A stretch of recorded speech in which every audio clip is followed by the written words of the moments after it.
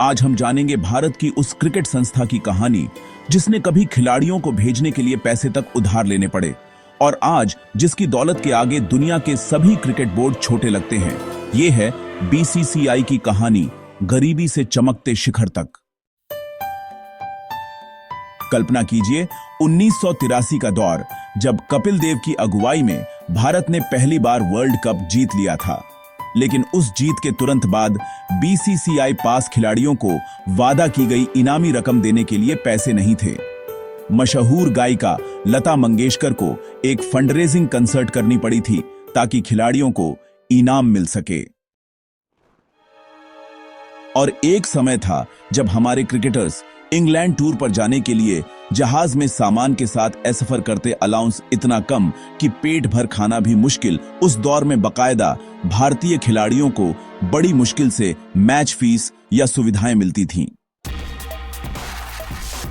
वहीं आज आईपीएल के एक खिलाड़ी के पास करोड़ों का कॉन्ट्रैक्ट है, बीसीसीआई के पास 30,000 करोड़ से ऊपर का रिजर्व फंड है और खुद सालाना ब्याज में ही 1,000 करोड़ अर्जित कर लेता है। सुनील गावस्कर जैसे दिग्गज तब टेनिस शूज में बल्लेबाजी करते थे क्योंकि क्रिकेट शूज का खर्च वहन नहीं होता था।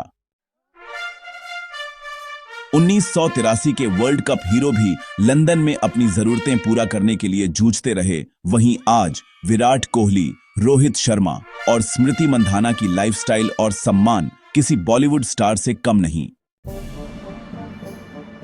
बीसीसीआई की शुरुआत 1928 में हुई, जब भारत के अलग अलग राज्यों के 45 प्रतिनिधि दिल्ली के रोशनारा क्लब में मिले। ब्रिटिश राज के समय भारतीय क्रिकेट संगठित नहीं थी। अलेक्जेंडर ग्रांट गोवान और एंथनी डे मेलो जैसे लोग और पटियाला के महाराजा जैसे रॉयल्स सबने मिलकर एकजुट भारत के लिए बीसीसीआई की नींव रखी। 1932 में भारत ने पहली बार इंग्लैंड में टेस्ट क्रिकेट खेला। तभी से बीसीसीआई भारतीय क्रिकेट का संचालन करता आ रहा है। बीसीसीआई एक प्राइवेट सोसाइटी है जो सरकार के पैसे पर नहीं, खुद की कमाई पर चलती है, जबकि अधिकतर भारतीय खेल बोर्ड सरकारी फंड पर निर्भर हैं। इसका पूरा कंट्रोल राज्य क्रिकेट एसोसिएशन के पास है, सरकार की बजाय। यह सबसे अमीर, सबसे शक्तिशाली क्रिकेट बोर्ड है जिसका प्रभाव अंतर्राष्ट्रीय क्रिकेट परिषद यानी आईसीसी पर भी भारी है। आईपीएल जैसी लीग को इतना बड़ा बना दिया कि बीसीसीआई अब खुद पूरी दुनिया के क्रिकेट ट्रेंड सेट करता है।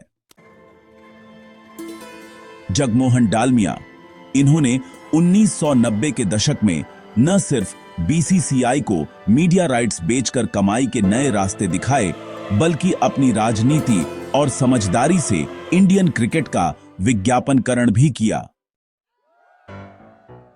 आईएस बिंद्रा ने टेलीविजन राइट्स के व्यवसायीकरण में बहुत अहम भूमिका निभाई।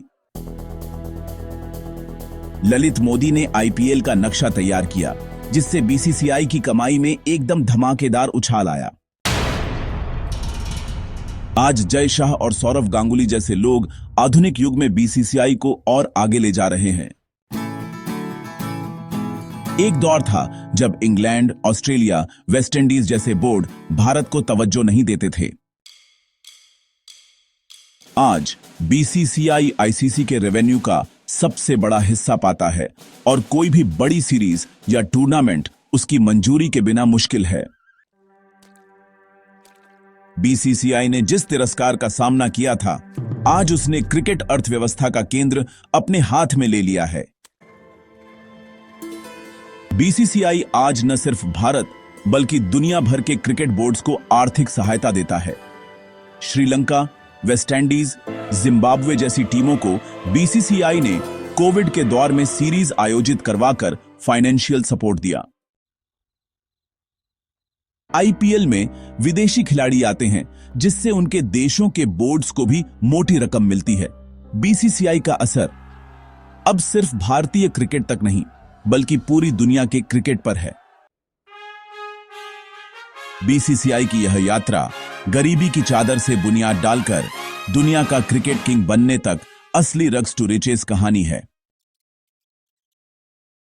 अगर क्रिकेट और बिजनेस की ऐसी कहानियां आपको पसंद आई हों तो लाइक करें, शेयर करें और अपने विचार कमेंट में बताइए। फिर मिलते हैं एक नई कहानी में।